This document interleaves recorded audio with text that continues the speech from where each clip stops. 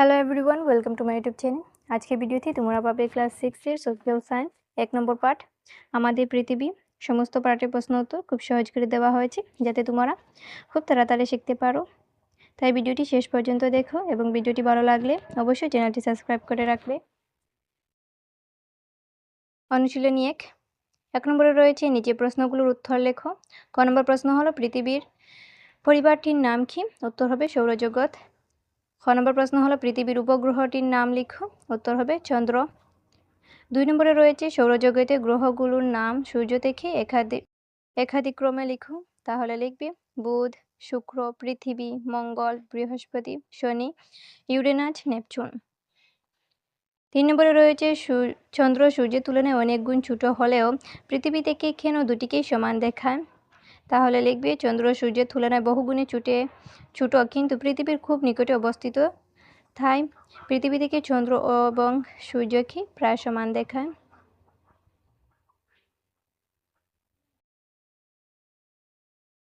অনুশীলনী 2 1 নম্বরে রয়েছে নিচের প্রশ্নগুলোর উত্তর লেখো। ক নম্বর প্রশ্ন হলো বৃহৎ পৃথিবীর ছোট দৃশ্য বস্তু বা মেডলটি কি? উত্তর হবে গোলক। ক নম্বর প্রশ্ন হলো পৃথিবীর পরিধির মাপ কত? উত্তর হবে পৃথিবীর পরিধি প্রায় 40,000 কিলোমিটার। ঘ নম্বর প্রশ্ন হলো পৃথিবীর কোন দিক থেকে কোন দিকে ঘুরে? উত্তর হবে পৃথিবী পশ্চিম দিক থেকে পূর্ব দিকে ঘুরে। ঘ নম্বর প্রশ্ন হলো পৃথিবীর মেরুদণ্ড কাকে বলে? উত্তর হবে পৃথিবীর কেন্দ্র দিয়ে পার হয়ে যাওয়া রেখাটিকে পৃথিবীর মেরুদণ্ড বলে। 2 নম্বরে রয়েছে পৃথিবীর দুই মেরু এবং বিষুবরেখা দেখিয়ে একটি গোলকের ছবি আঁকো। আমি এখানে একটি ছবি দিয়েছি, তোমরা ভালো করে অঙ্কন করবে।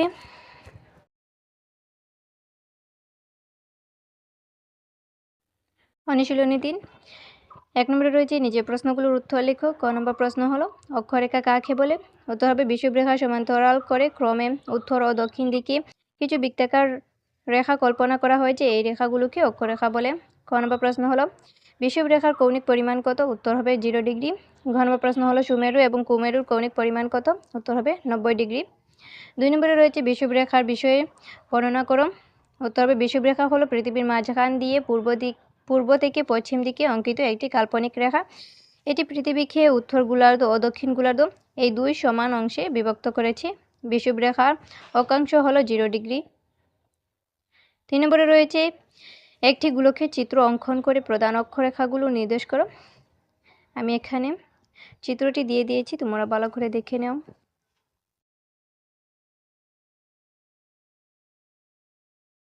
অনুশীলনী 4 1 নম্বরে রয়েছে নিচের প্রশ্নগুলোর উত্তর লেখো। ক নম্বর প্রশ্ন হলো দ্রাঘিমা রেখা বলতে কি বুঝো? উত্তর হবে দ্রাঘিমা রেখা হলো পৃথিবীর উত্তর মেরু থেকে দক্ষিণ মেরু পর্যন্ত অঙ্কিত কাল্পনিক রেখা যা পূর্ব পশ্চিম অবস্থান নির্ধারণ করে। খ নম্বর প্রশ্ন হলো দ্রাঘিমাংশ কি? উত্তর হবে দ্রাঘিমা রেখার কৌণিক মান বা পরিমাপকে ডিগ্রি হিসেবে প্রকাশ করা হয়, এই কৌণিক মানকে দ্রাঘিমাংশ বলা হয়।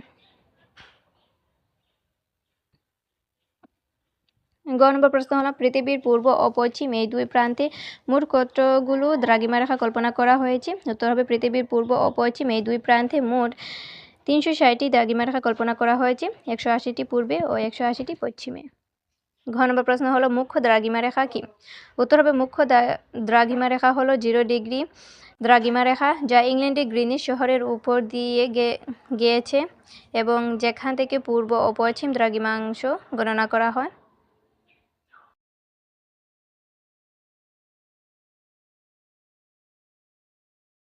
2 নম্বরে রয়েছে দ্রাঘিমা রেখার বিষয়ে বর্ণনা করো। উত্তর হবে দ্রাঘিমা রেখা হলো পৃথিবীর উপর উত্তর মেরু থেকে দক্ষিণ মেরু পর্যন্ত অঙ্কিত কাল্পনিক রেখা যা পূর্ব পশ্চিম অবস্থান নির্ধারণ করে।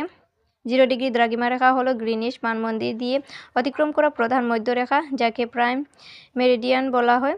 মোট 360টি দ্রাঘিমা রেখা আছে, দ্রাঘিমা রেখার সাহায্যে সময় নির্ণয় করা হয়। 3 নম্বরে রয়েছে অক্ষরেখা ও দ্রাঘিমা রেখার পার্থক্য লিখো। উত্তর হবে অক্ষরেখা পূর্ব পশ্চিম দিকে বিস্তৃত থাকে কিন্তু দ্রাঘিমা রেখা উত্তর দক্ষিণ দিকে বিস্তৃত থাকে। অক্ষরেখা একে অপরের সঙ্গে কখনো মিলিত হয় না কিন্তু দ্রাঘিমা রেখা দুই মেরুতে গিয়ে মিলিত হয়।